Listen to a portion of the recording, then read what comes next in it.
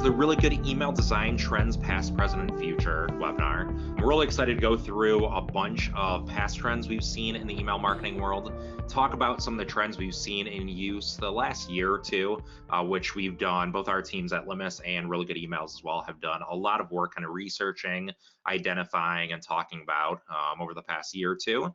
And then look at what we think are going to be some of those future trends or where we even see email going over the next decade. We're kind of at that milestone here. We're closing out the decade. It will soon be 2020. So we're all in that mindset where we're looking at the past year, the past 10 years, and trying to figure out what's coming next.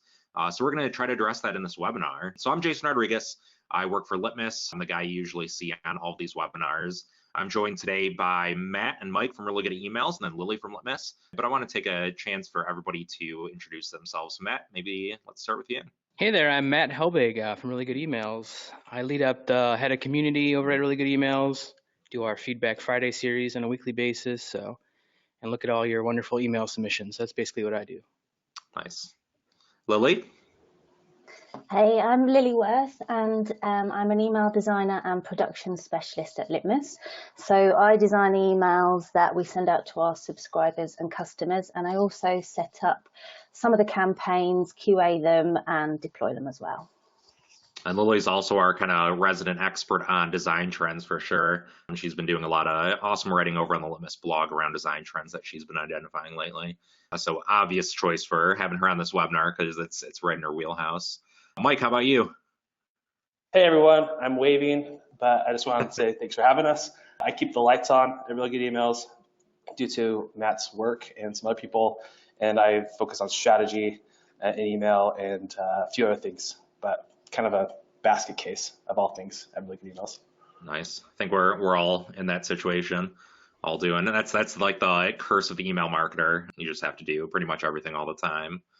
So cool. We want to start things off by looking at emails of the past. So we actually took some time and tried to look through our past inboxes, trying to dig as far back as we possibly could, looking over the last decade to see if we could identify any trends that email marketers were embracing. And so a couple of clear ones kind of came to the forefront, and I think these were good ones. We all picked these to kind of showcase how much email has evolved in the last 10 years. The first one that I wanted to talk about was just image-heavy emails. So this is really exemplified by this J.Crew email. This isn't even, I think this may be like 6-7 years ago. This is one of the earlier ones I could find.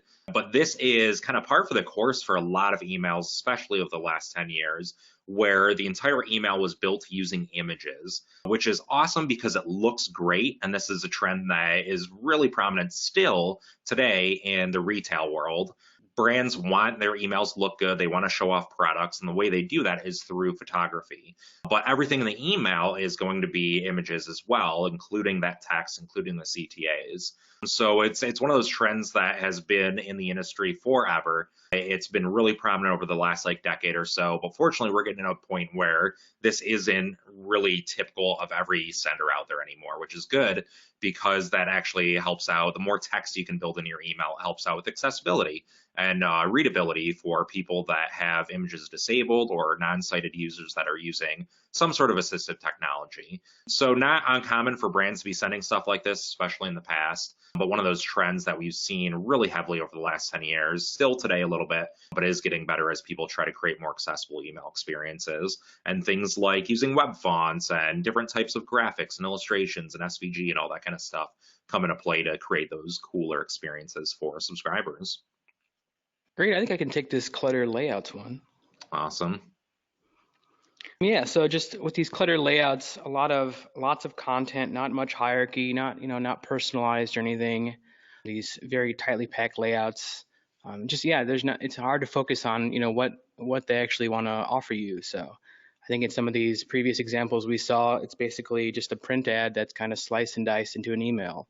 So it doesn't really feel like an email. It's really hard to read on different devices. So hopefully we're moving away from moving just a print ad into the email creative. Yeah, I don't think anybody's a stranger to creating these kind of emails either. I know I used to do this kind of stuff almost a decade ago, but fortunately we're seeing less and less of this stuff. But that cluttered layout is just really hard to parse as a subscriber. So I'm really glad to see this trend kind of dying out. I feel like similar to this. Lily, did you have this one? The sidebars everywhere? Yes. This is something that when I started my email design career about 10 years ago, I was very familiar with. I was packing them into email designs. And one of the key reasons was, we were really focused on desktop designs at that time, and it was a way to structure content. And especially as that was when the buzzword was above the fold. And so we wanted to get as much in there as possible. And so things like quick links and call to action, call out boxes would often feature in that sidebar. One of the problems, though, is as responsive development came in, it caused issues in terms of content hierarchy. Often we'd find that sidebar would stack below the body content and create a bit of a difficult journey in some cases. Yeah, I definitely have done this kind of design a lot in the past as well, and I think most people have. And I think you hit it where it's really about people, stakeholders, especially trying to fit as much as they possibly can in an email. So that really works against hierarchy and readability and scannability. So again, one of those things that, especially with the onset of mobile, is kind of going the way of the dinosaur, which is good to see. But yeah, it's not uncommon to see stuff like this out there still today, even as brands are trying to get a little bit better. A couple of things we saw, though, in looking at these past emails are some forward-thinking senders doing things that aren't typical of senders, 5 years ago, really kind of breaking the mold and thinking about design in a more forward-thinking manner than most senders were. The first one we looked at, which we found, was this old LinkedIn email where it's very image heavy, but if you were to disable the image on this, then it has really good use of alternative text. It's really descriptive. One of the great things is that it's super personalized, so it pulls in your actual connections, your network, so you're seeing faces that you know. You're seeing that data that's related to your network and their job changes.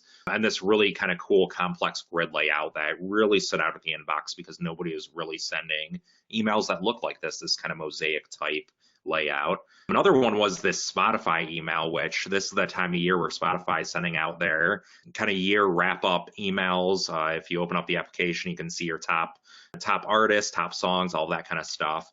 So this was from their first birthday back in the day, but it was really cool to see them embracing custom illustrations, which is one of those trends that we're going to talk about in just a minute here. And just a sense of storytelling and this timeline that scrolled throughout the email, which again was something that we hadn't really seen that much in the inbox. So it was really cool to see these brands trying out new things and then see those kind of playing out a little bit later on, especially over the last year or two in current trends that we'll start talking about next. So we wanted to look at these present trends that we've identified in email design, what really successful senders are actually sending to their audience, how they're embracing visual design, rethinking the layouts of their emails and these different design components to create these better experiences for subscribers. So the first one I think is Lily, your custom illustrations. And I did want to point out before we get started was these bit.ly links at the bottom of each of these sections.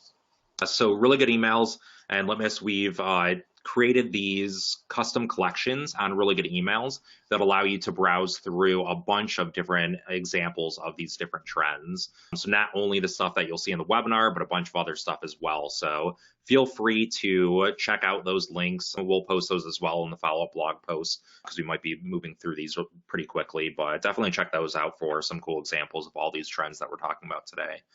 So Lily, take it away with custom illustrations. Sure, thanks, Jason.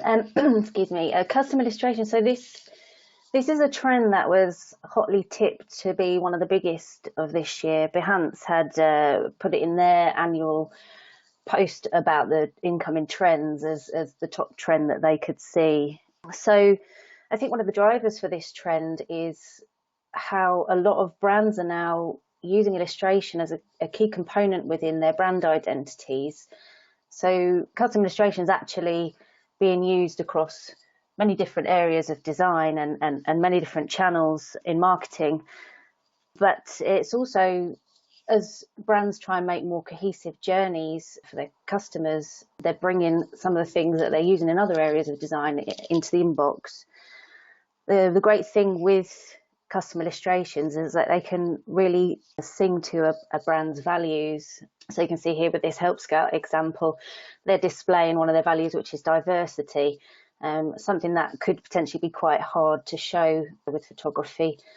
And something with illustrations that is really helpful is just how adaptable they are.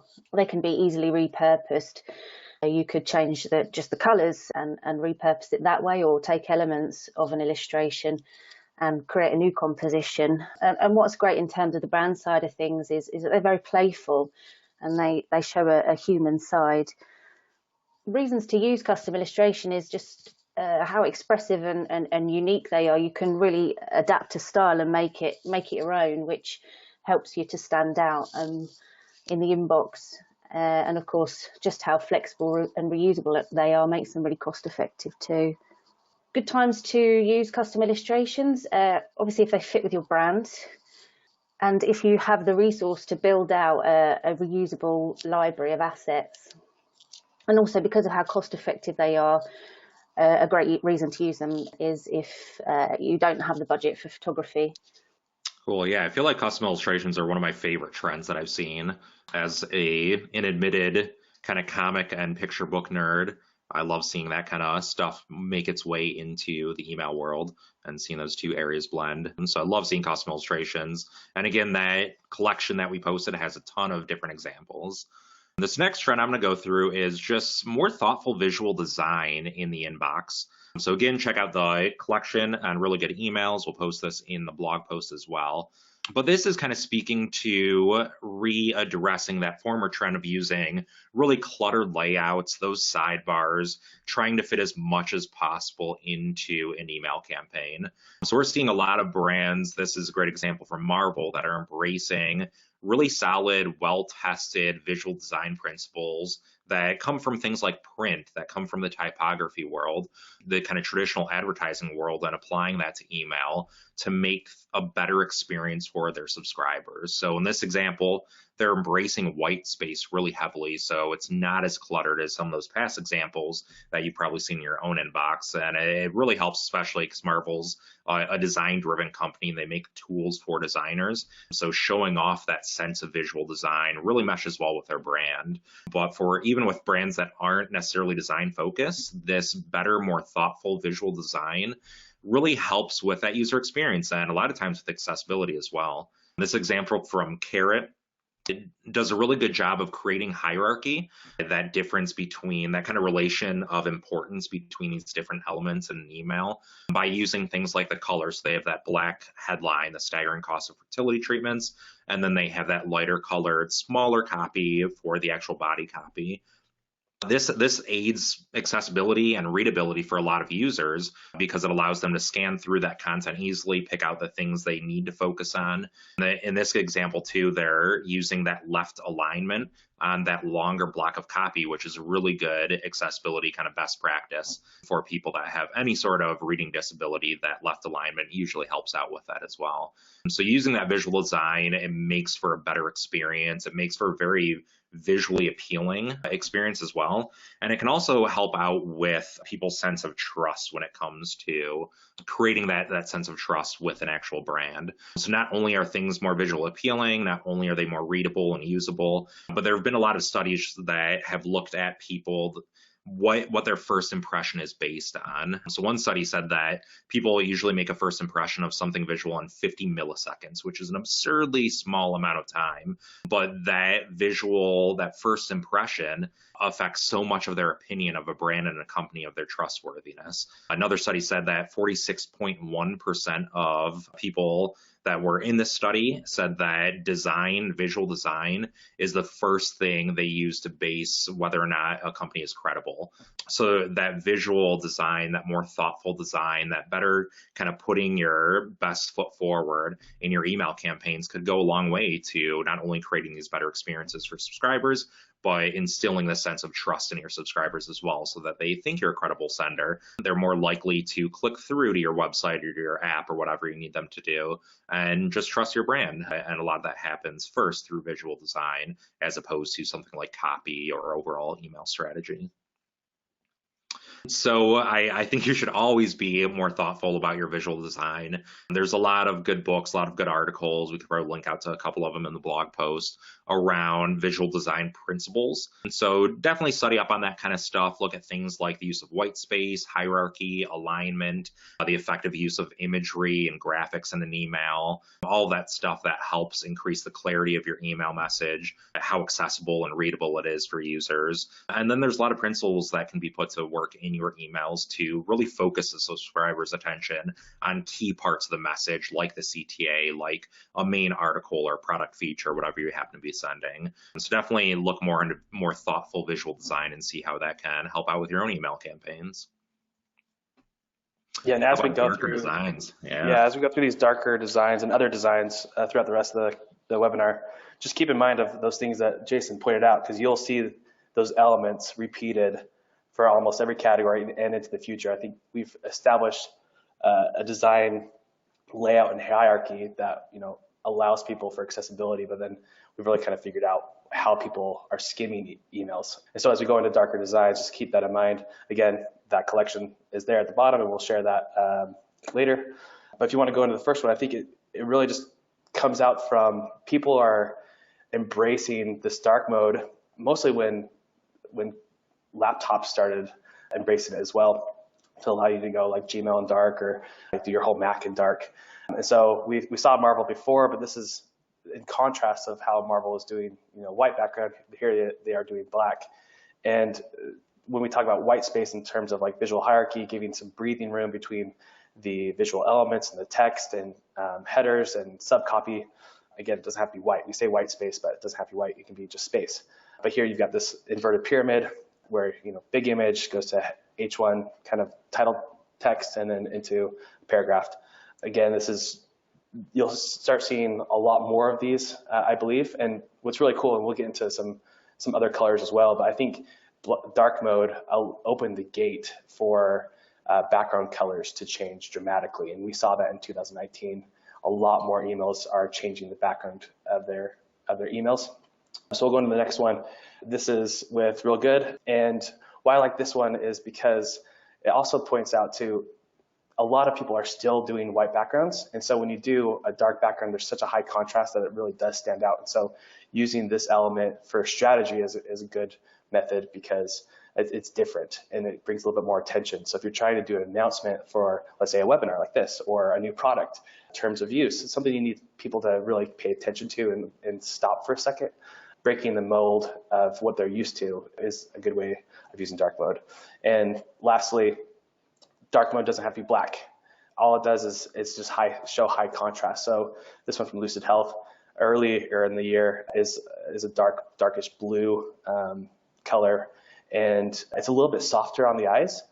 And so when you go into dark mode, it's a little bit easier to think, oh, I just do black and white. But actually, studies have shown that you don't want a true black and a true white because that contrast is almost a little too difficult on your eyes, especially if you have a lot of text. So think about going a little bit softer, maybe like a dark gray and a light, like a higher contrast, lighter gray for reading capabilities. So again, why should you be doing this? These are just happening as more people embrace dark mode with their operating systems. You'll see a lot more. It's a lot easier on your eyeballs when if you're a person who's likes to read emails before you go to bed. This can help as well. So if your readers are engaging with you in the night time, that's one thing to consider. It helps on battery life, and then can create a better user experience. And yep, here we go. And then just embrace it. It's happening, and it should be done when you can go dark. So you saw Marvel, they went white to dark. Again, not every brand's going to be like, oh yeah, we can do that. But if it works for you, then it works for your readers. Kind of the reverse of that is bolder colors. So not necessarily dark emails, but just embracing really bright, bold color palettes. So let's get into this one. Yeah, we're seeing a lot of brands, pick these bolder colors to kind of stand out more in the inbox. So if we look at some of these examples in that collection, Banner Republic is a great example, kind of making these emails a little bit more exciting and really focusing that subscriber on that action that you want them to do, that main message. So I really think that these bright colors bring people's attention into these emails and really focuses, what you're wanting to look at. And we're also seeing gradients as well, and they, really create that depth and excitement scrolling down the email and seeing the gradients change. And if they match up to your brand, they can definitely, reinforce your brand aesthetic. And I think we're seeing a lot of brands do that. A lot more email clients are supporting some CSS with those gradients, so it's nice to see that. And there's always some sort of fallback that most of these brands can put in place for when gradients are not supported. And examples like Glitch, this email, bright colors, fun and friendly feel to your email, definitely brings people in, makes them feel welcome, makes it stand out in the inbox. So we love seeing brands really embrace this bright color trend as well. And when you use bolder colors, when you want to create that excitement and visual appeal, definitely focuses people's attentions and creates that sense of urgency for subscribers if you're using bold colors to highlight a section. And with gradients, kind of makes that a sense of depth and brings an extra little piece to email creative in the inbox. And when you shouldn't use it, when you've got to make sure that your color combinations are still accessible for the inbox and that they fit with your brand. People can kind of just choose to go kind of crazy with these colors, but you definitely want to hone it in when you can, when it matches up to your brand. But yeah, it definitely helps make you stand out a little bit more in the inbox when you use that full color, bold color to take over of the email. So Lily, let's look at this last trend for these present trends before we start digging into what we think the future is actually going to look like for people's inboxes. So animated emails, they've been very popular this year. Animation's been around for quite some time, but things are getting a little more advanced. And this year has seen a few different ways in which those advancements are happening. So the first way is animations are quite often being used to help explain things that maybe are a little more complex than you want to kind of write out in that copy. Especially when you look at this example from Vimeo, I mean, this is looking at a design that kind of talks about what Jason was mentioning with the simplification and looking at how we kind of structure things with a visual design, the inverted pyramid. And because we don't have a wealth of copy here, we kind of relying a little bit on that GIF to give us a bit more information. And what it's showing us here is that the showcase functionality, where you can change the look of your page on Vimeo and attract some users. The next example looks at how new features and processes are being explained in animation. So this kind of comes from something in UX called the micro interaction, which helps people to understand small actions on websites. But as it's come into email, it's become a little more, the animations have become longer, more educational, and they're great for showing how a new feature or process works before users are exposed to them, so they can go and visit that new feature and understand what it is and what they need to do. And animations have also become very joyful. I love this example from Rifle Paper, where they're obviously talking about one particular product, and they draw attention to it by just animating the illustration that features on that product. So this trend is looking at the joyful illustrations, it goes really nicely with custom illustration and helps to really bring to life some of those illustrations we're seeing in email at the moment. Why should we use animation in email? Well, creating motion in our campaigns can really help draw the eye and grab a reader's attention. And they can also help to educate, as we looked at with the more educational micro-interaction style of animation. And they can also offer a bit of surprise and happiness and make it fun to open that email campaign. So when should you use it? When you want to create excitement in an email, make something a little bit more fun, and also to show off those new features or to show a process, how something might work.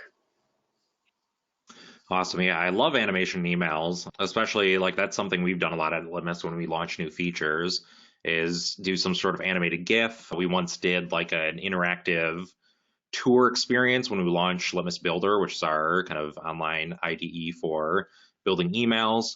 But it's one of those things that, especially from an education perspective, I feel like works really, really well. On top of adding all that surprise and delight, which people love, and that's one of those two of those buzzwords that are more and more in the industry, which is pretty awesome. And so before we get into what we think are the future trends, what we should all probably be focusing on and thinking about in the future for our own email campaigns, whether or not they work for our brands, I did want to kind of pose this question to everybody that's here on the webinar. So I'm going to pop open a quick poll and just ask which trends are you using in your own email campaigns. And so you should see on your screen here a poll pop up, and you can select one or more of the following: those trends that we just talked about, the custom illustrations, the thoughtful visual design, embracing darker designs in dark mode, using bolder colors and gradients, more surprising color palettes in your emails, or embracing animations to help explain things and create that sense of happiness in your email campaigns. So I see a lot of people. We have a ton of people on the webinar, which is awesome. I even saw a tweet last night from Nicholas Harburg where his team of about 15 people are actually getting together in a room, which is amazing to hear. So shout out to Nicholas. Thanks for inviting your team to our webinar with really good emails today.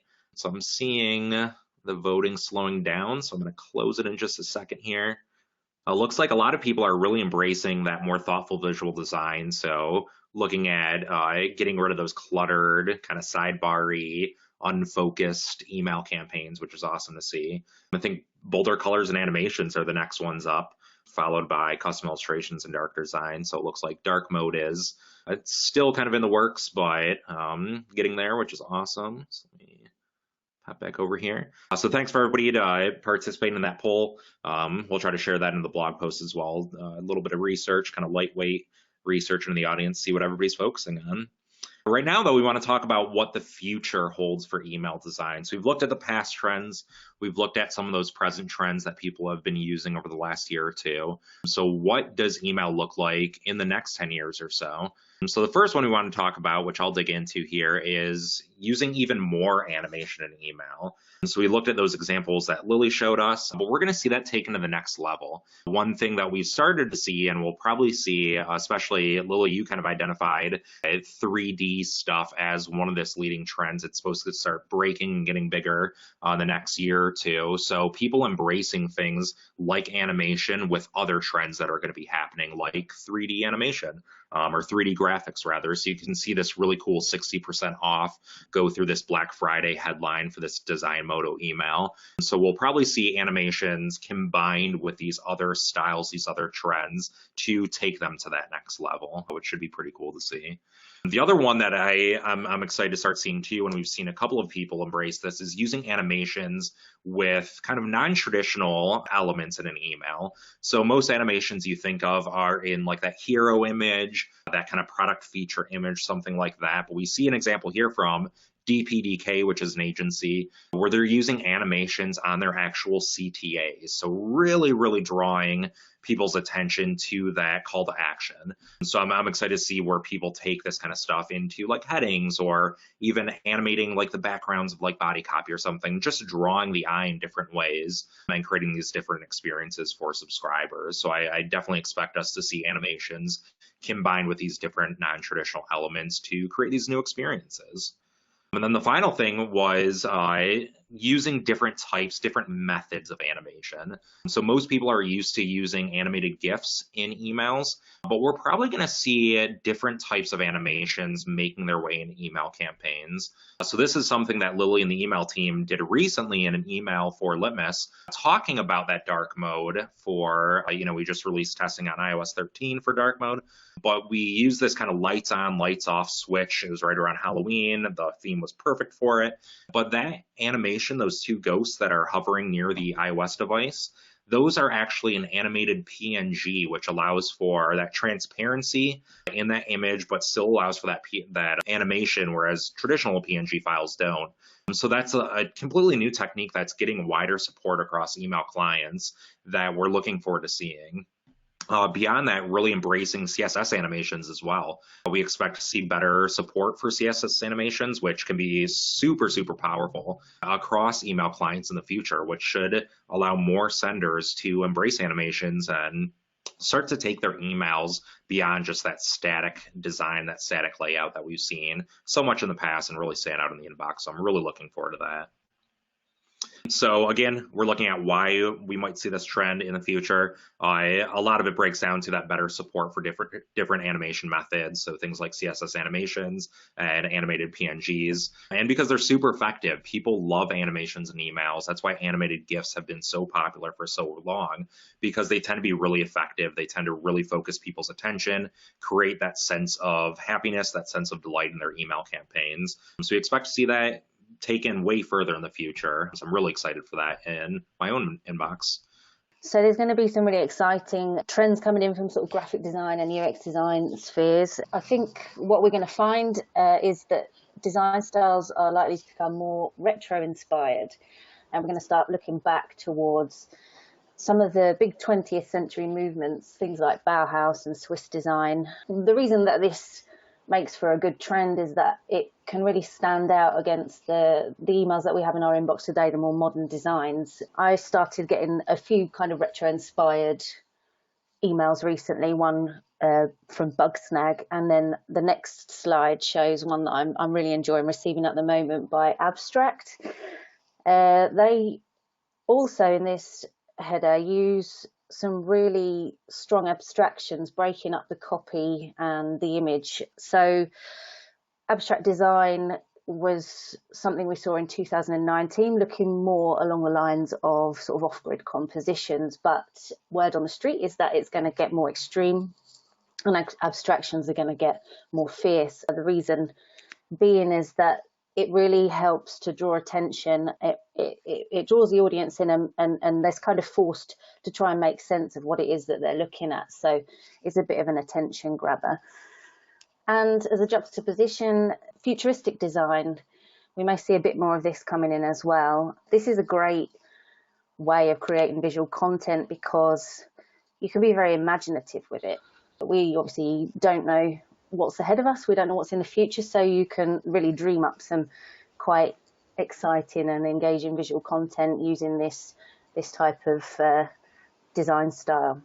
So reasons that such graphic styles are being embraced is to help stand out in the inbox. Obviously, we look to stay ahead of the curve in terms of what the design trends are coming in across all areas of design, so that we can help that our campaigns stand out in crowded inboxes. And also embracing trends from other areas of design help us to create consistency, create some really nice experiences between web and email. So this one, again, I said earlier, I'm a huge comic book fan, and so I'm really excited to see this trend, hopefully in the future. Let's walk through this one. Mike, was this one yours? Yeah, this was mine because I knew that we would go probably 15, 20 minutes just on this if you were the one who was going to talk about it. So this is one that it's slowly gaining traction at the end of this year, but I'm going to be really bullish on this trend, mostly because of what comics do and the popularity they're getting in the culture. This one's from Shaku Design. This essentially was a comic strip that talked about, embracing actually dark mode, and they've created this whole story around how the kingdom had gone dark. But when you have a storyline kind of set up, it's very almost nostalgic. As a kid, you probably read some comics, and when you open it, you're like, oh, I need to get to the end of this story. Like it's almost like a cliffhanger if you don't. And so I think a lot more people will be embracing this. We're already seeing it with a few more brands that are doing almost like comic style insertions where they have, a header with a comic and then text and then a paragraph call to action and then maybe another comic. I think you'll see as more clients are supporting HTML text over images, that text will probably be a little bit more, and web fonts as well, the text and clients will support more comic style and comic strip style emails. So the reasons why you should use it, again, it's fun. It really pulls through that personality. It can be nostalgic. Again, it drives more than just words and images, but it creates a storyline for you. Everyone's already using illustrations. You can kind of get lost in just the sea of illustrations that are hitting the market right now. And so this is a way to kind of stand out, and then almost you can create a personality for your comic strips. They can be humorous, they can be intense, they can be mysterious, which one image just can't convey. And then along with how they're going mainstream, there's a guy named Nathan Pyle. He just released a book. It's already on the New York Times bestseller list, and it's all about these aliens. The book's called Strange Planet. I'd never heard about this author before a few weeks ago. I'm now seeing him everywhere, and I think more people will start looking at this as well. So we'll keep that short, but I think that's going to be happening in the next year to 3 years. Awesome. Yeah, I think I need to talk to the Litmus team and convince them to let me do an entire webinar on comics as an amazing use of language and imagery, and just an absolutely amazing communication language. But yeah, I guess we'll move on for the time being. So love to see if anybody's sending kind of comic-based emails or elements of comics in their campaigns, then definitely hit me up at some point. I would love to see your examples as well. So last one, Matt, just embracing dark mode. It seems like it's here. It's kind of hitting the big time. Everybody's doing it. So talk through this continuing trend. Yeah, it's definitely here to stay. I think we're going to see more email clients roll out support for some sort of night mode or dark mode. So I think it's pretty important for email marketers to start embracing this trend. I think we're going to see a lot of subscribers, choose dark mode as the reading environment, and I think there might be a risk where if brands are not optimizing for dark mode, people might start unsubscribing because the email doesn't look, as good as it could in their preferred email client. So I think there's some few steps there that are pretty easy to take advantage of to optimize these emails, and I definitely think it's going to be a trend in next year where we see brands really embracing this. Yeah, so I think there will be a lot more dark mode targeting with media queries, kind of seeing what these email clients start rolling out. And I think a lot more people are going to opt into using dark mode. And yeah, I think, the readability side, I think there's definitely some concerns about longer content and things like that. But I think overall, dark mode is a good experience for most people, depending on the time of day. Yeah, awesome. Especially, I can't wait to see better media query support. There's that. What is it, like prefers dark mode, kind of a little way to target users that have that toggled on in their operating system or their email client. So I think once that kind of gets better support, then it's really going to ramp up. So I'm excited to see how people embrace dark mode and start thinking through these darker designs, because it still seems like it's in its infancy. So I think there's still a ton of research, a ton of usability studies to figure out the best way to do dark mode. So I totally expect that too. Yeah. I can hear the audience just cringing, like another thing that I have to design. One more thing to design. Yeah. Yeah. Awesome. Yeah. Well, hopefully. I'm hoping that it doesn't work against us and like people just start designing 2 all image based emails, one light and one dark, and like chopping those up and dumping them in an email or something. So I hope people continue that trend of more thoughtful design overall to do it in the right way. That's what we think is going to happen in the next, 1 to 2, maybe 3 years. But we're at 2020. We're right on the verge of 2020 here. People like to think in those nice round numbers like tens, that decade.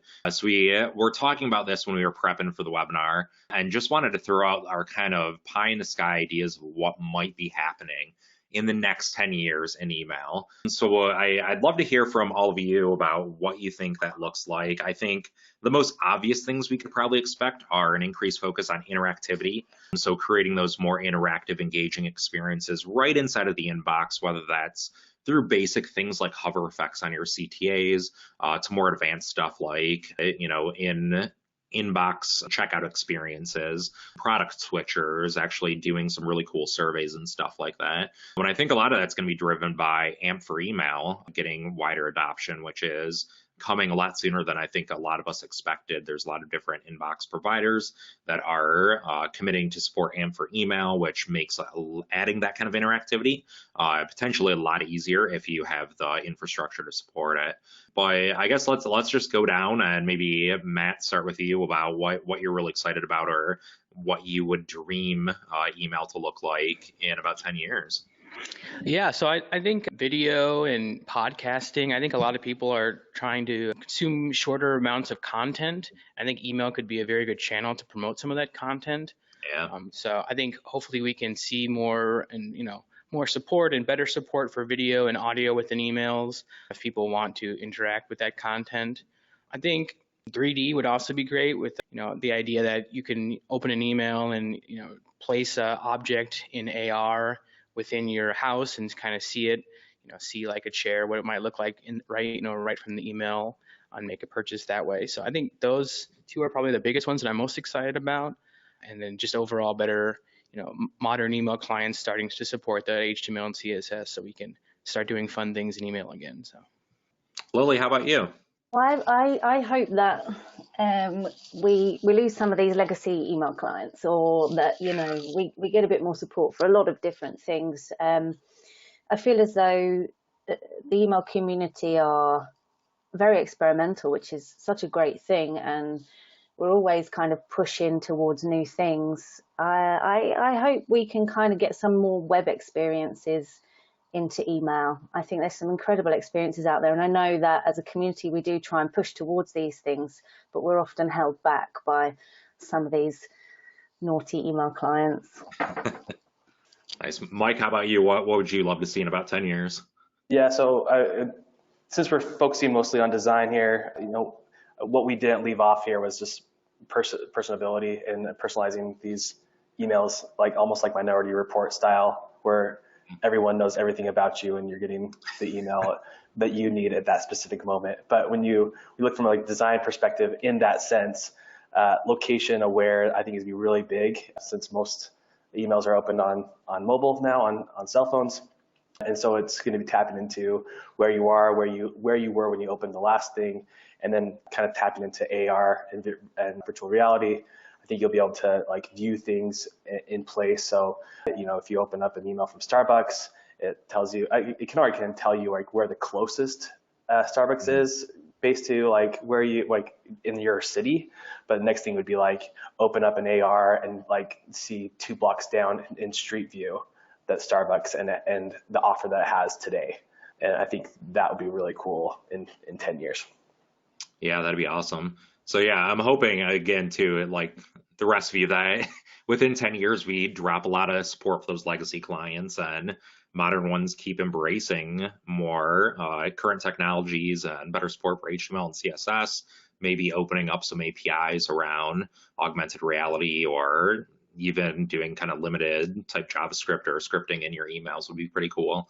And so I guess we'll kind of have to wait and see. Obviously, Really Good Emails and Litmus will be there to track all these different trends as they develop, and try to document some of those new techniques.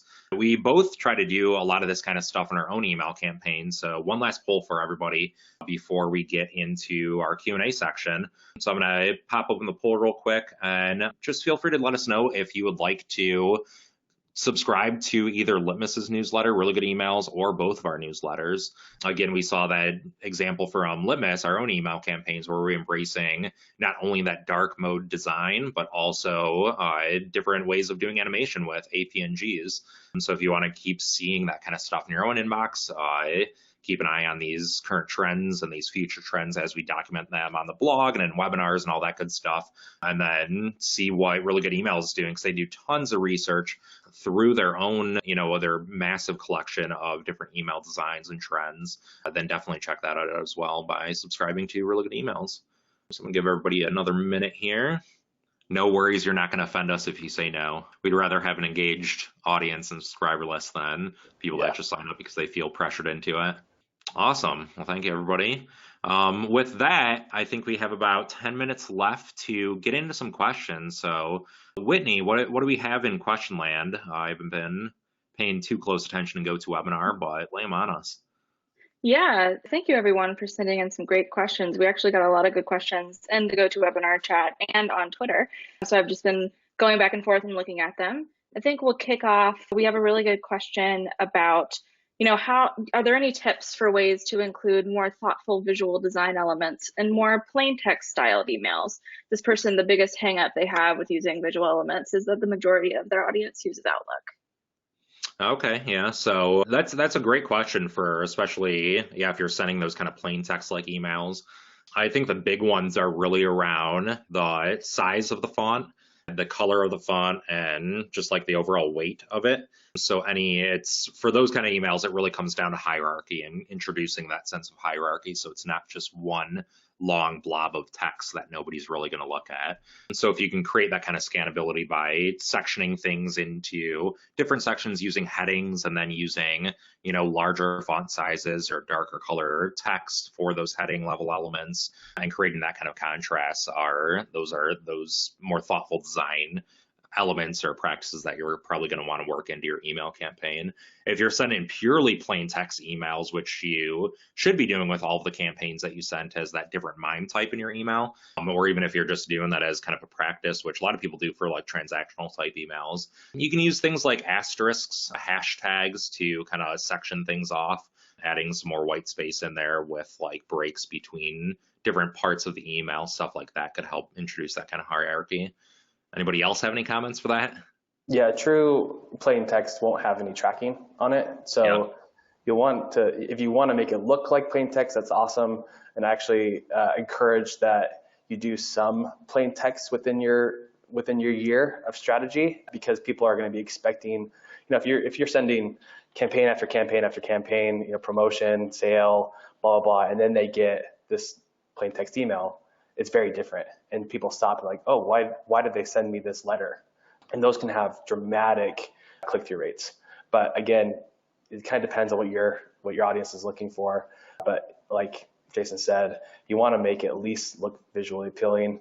Don't try to make it look like a 8-year-old wrote it, or it's structured with like super long paragraphed body copy. You want to keep your paragraphs pretty short, between 2 and 3 sentences max, so it's visually easy to scan. Can you guys talk about, animation and animated GIFs in terms of accessibility? Is there a way to make them accessible? It's something that I've thought about a lot, actually, when we're talking about GIFs kind of giving more messaging to an email. What does that mean for the subscribers that aren't actually going to get much value from that GIF, or if we've got the images off or anything like that. But I think, even if we're being quite succinct with our copy, we've got to make sure that the copy, this animation really is supporting our message within the campaign, and that without that GIF, you can still get the message quite clearly. What do you think, Jason? Yeah, I would totally agree. I feel like it's a lot of times GIFs might, like, they're very decorative in nature for most campaigns, even though we did talk about like people using them for education. But the thing to think about is like, if that GIF doesn't load, if it's not there, does your message still make sense? If it doesn't load, or somebody's using something like a screen reader for non-sighted users, then that's where you need to make sure, if you're using animated GIFs, to include some sort of alternative text on that image tag. And so even when that's not loaded, or if somebody can visually see that, then they still get some sort of context, and there's that descriptive text that explains it.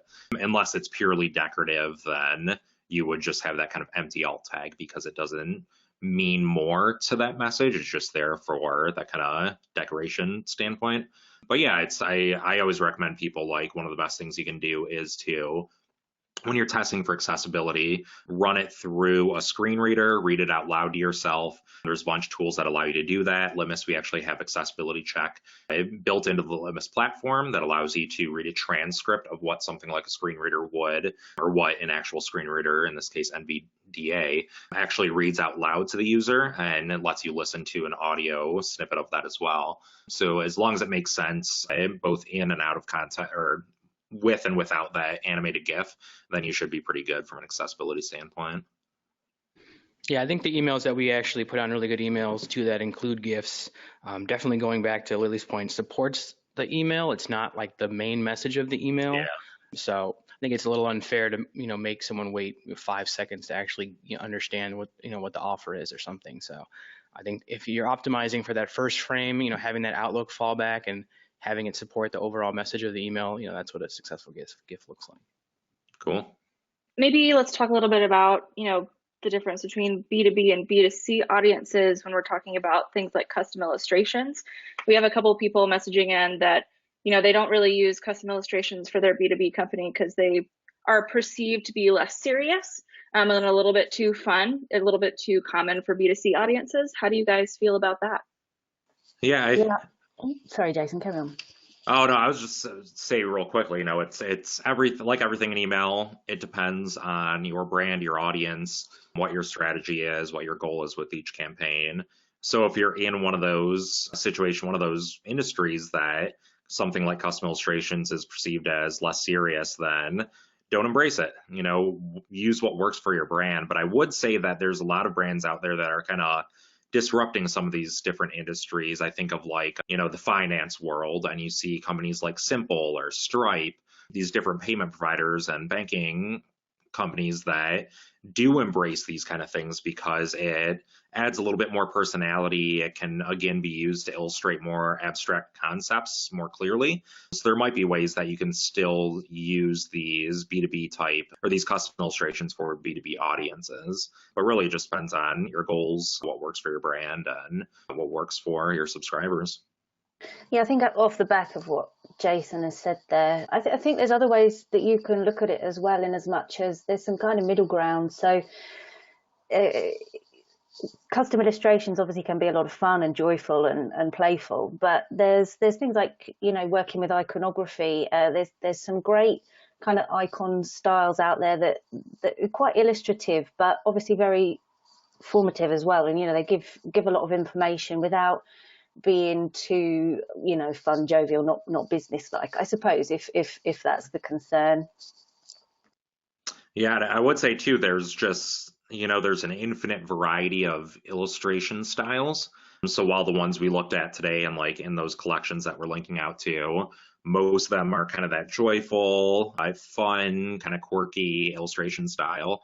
You look at publications like the New York Times or Time Magazine or the New Yorker, where they were using illustrations really heavily in their publications, but for a variety of uses. So a lot of times they will use custom illustrations to, illustrate something that's a very serious topic.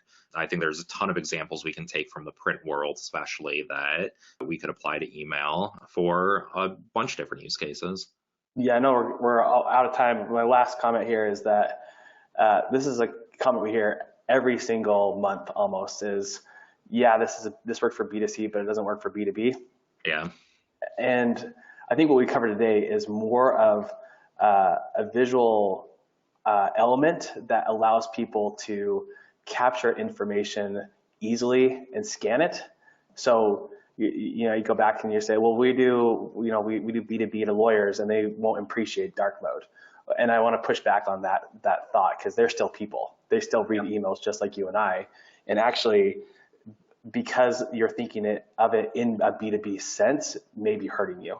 And we raise that flag every single time it gets addressed to us. So kind of break the thought of how B2B marketers are different than normal people, and just think of them as people and what they want. Yeah, I think that's a good point, and that kind of seems to be the theme throughout all these different trends, is that it's about, revisiting our assumptions about what email should be. We looked at those past trends that are all image-based, cluttered, just throwing as much as you possibly can in there. But the current trends and the future trends are about revisiting those assumptions and trying to understand your users better, figure out what works for them, what works for your brand, and rethinking how we address email. So I feel like that might be a good thought to leave on, because we are at the top of the hour here. So before we wrap up, a couple of reminders. You should definitely check out all the collections that we've built over on Really Good Emails, but you can also sign up for free and start building your own collections. So they have thousands and thousands of different email campaigns from a ton of different brands and senders. They have a lot of categories to kind of sort through that stuff. They have great search. You can create an account, you can follow others and create that profile and look at other people's collections, which is how we're kind of running this webinar right now with our own collections. So just go to reallygoodemails.com to sign up, start building your own collections and sharing those around. And we're really excited too, because we just launched this new feature on Really Good Emails, which is a partnership with Litmus, that allows you to see any of those email campaigns, how they display in a couple of different popular email clients, as well as see how accessible they are. So that's running against our new accessibility checker to identify any really common or like bigger accessibility issues. So definitely check that out as well. We've been putting it to work. We love using it and creating our own collections. And again, we'll link out to those in the follow-up blog post on litmus.com/blog. So check that out in the next day or two when we get it out, and you can check out the recording, and we'll try to answer some of those other questions that we didn't get to because we ran out of time. So with that, thank you everybody for joining us for this webinar. You can find us online at litmus.com and on Twitter at litmusapp. Really good emails, reallygoodemails.com, and on Twitter it's really good email, which sometimes tricks me up. Just leave off that following S. So singular email for really good as opposed to plural. And so thank you, Lily, Matt, Mike. I had a lot of fun going through these trends. I hope you did as well. Yeah, thanks for having us. All right, we'll see everybody. Yeah, we'll see everybody on the next webinar. Definitely check those out. We always announce them on Twitter, on our blog, and our newsletter. So yeah, we'll see you next time. Thanks.